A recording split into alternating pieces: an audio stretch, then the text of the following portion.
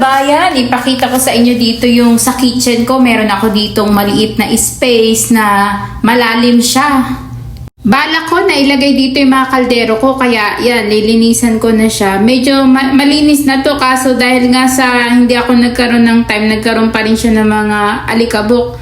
Syempre, hindi naman natin maiiwasan na kapag hindi mo nagamit ang isang lugar, na lagi siyang may alikabok. So, ang gagawin ko nga ngayon, lilinisan ko ito, pupunasan ko uli ng basa, tapos tutuyuin ko uli. Itong ginagamit kong pang alikabok, ito talaga yung the best dito kasi gamitin mo lang siya ng ayos, tanggal talaga ang mga alikabok. So, ang gagawin ko, kukuha ako ng tubig, lalagyan ko ng mga panlinis. So, ang ginagawa ko, ito maligamgam o mainit na tubig, talagang yun ang aking ginagamit o nilalagay na tubig. Tapos, gagamit tayo ng basahan, malinis na basahan. Tapos, meron din akong ginagamit dito yung number 1, yung Lysol. Meron ding spray nito, pero mas gusto kong gamitin tong liquid. Kasi talagang matatanggal yung mga, kumbaga parang masasanitize mo na rin yung mga nasa paligid nun. So, itong nilalagay ko, yung Lysol number 1 sa akin yan.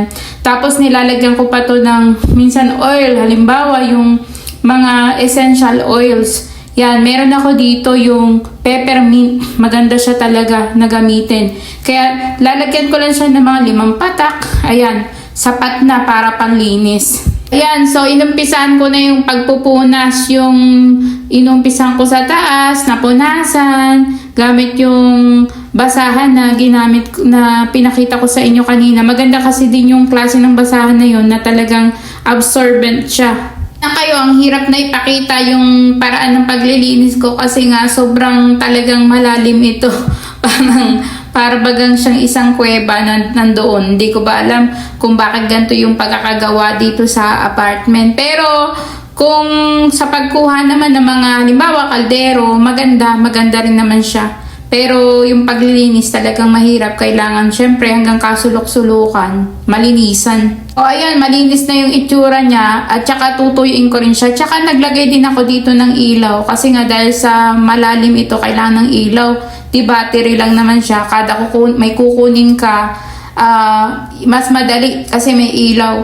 Tapos yan, tinuyo ko na rin. Tutuyuin ko na rin yung kasi nga kung basa, tas ilalagay mo yung mga dapat ilagay, hindi din maganda kung basa. Kaya kailangan meron kayong pantuyo din sa ilalim na to dito sa lagayan. Maganda naman yung lagayan niya. Basta ang mahirap lang talaga yung linisin yung kadulo-dulo, lalo na tumaba ako. Kaya ang hirap sa akin na pumasok doon sa loob. Pero ganyan yung itsura niya. So ito pala yung yung pantuyo ko dito sa ibang basahan yung ginamit ko. Kailangan ko na naman pumasok para tuyuin yung dulong-dulo kasi maglalagay ako dito ng liner. May binila akong liner sa Walmart na maganda. Ito yung ginupit ko na siya. Hindi ko lang alam kung na-perfect ko nga yung size, pero maganda itong liner na ito kasi talagang mas papaganda yung pagkaka-organize nyo dun sa mga kaldero. Tapos lalagyan ko rin ng mga baunan. Meron kasi, hindi naman ako ganun karami yung gamit namin. Kumbaga kung ano lang yung ginagamit namin, yun lang ang meron ako. Hindi ko naman kailangan ng maraming gamit kasi yung lutuan ko, kung ano pa yung dati kong lutuan, tagal na yata nung ako'y bumili. Tsaka kadalasan, bago ako bumili, talagang doon ako sa mga gamit na. Meron kasi mga gamit na talagang ang ganda ng mga ibang mga kaldero na pwede kang bumili pa sa ukay-ukay. Kasi yung ibang mga tao dito, kapag konting gamit lang ng gamit, ay tatapon na nila agad, diba? O ayaw na nila. Ilalagay ko pa yung ibang liner dito sa baba. Bali, kasi siya, yung pagkakahaba ng liner, hindi siya yung ka-size na nito. Kaya kailangan ko ng 2 piraso para ipantay dun sa baba kasi mas malawak yung baba niya. Ayan, yung itsura, di ba ang ganda? Tsaka kakulay pa mismo nung mga kagamitan ko dito, kulay itim. Kaya ito yung napili ko kasi may pagka-gray siya na may pagka-maitim. Tapos meron siyang konting white. Kaya sabi ko, mukhang maganda ito sa ilalim na liner. Tsaka kasi siya yung anti-slip.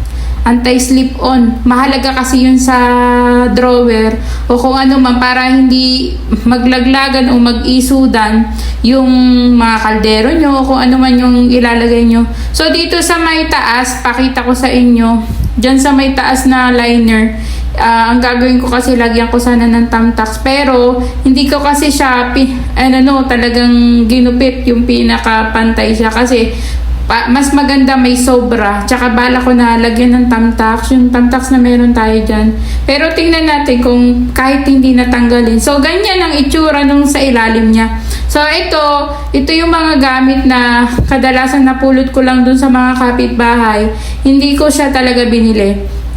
Katulad niyan, napulot ko lang to dun sa dumpster. Dati kasi naghahanap din ako sa mga dumpster, yun sa mga store na marami silang tinatapon. Siguro familiar kayo doon.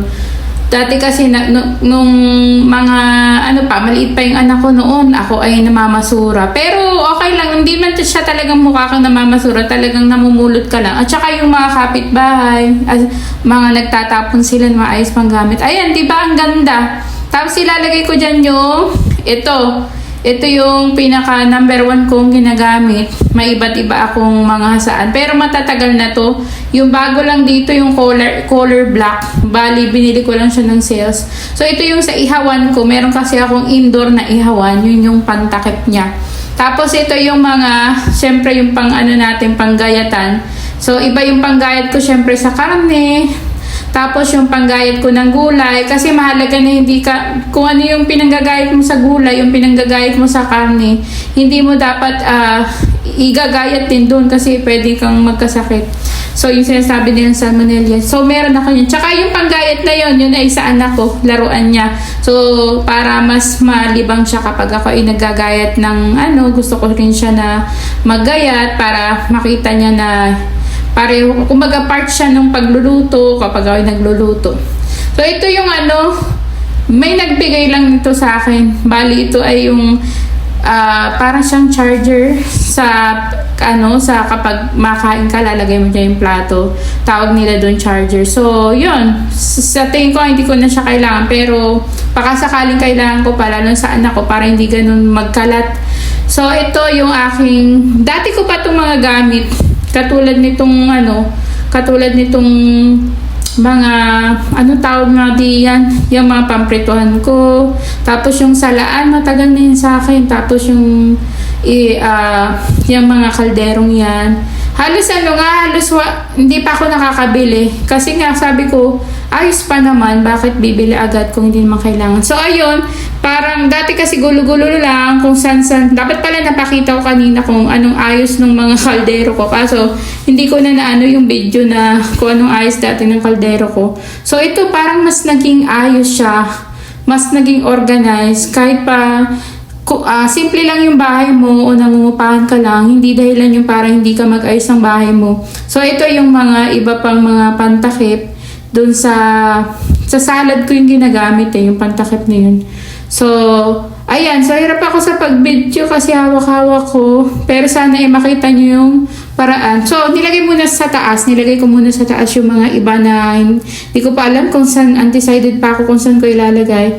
Pero alam ko yung mga kaldero, dyan sa baba. Yan. So ayan yung itsura niya, pero marami pa akong ilalagay. Tapos ito yung pang mga bake. Niregalo lang to sa akin. Ayun, ilalagay ko lang siya dun sa sulok. Ayan. So ayan, nandyan na lahat yung aking mga ginagamit lang, lalo yung mga baonan namin. Diba? Organized na organized. Sana magustuhan yung shinare kong ito. Salamat!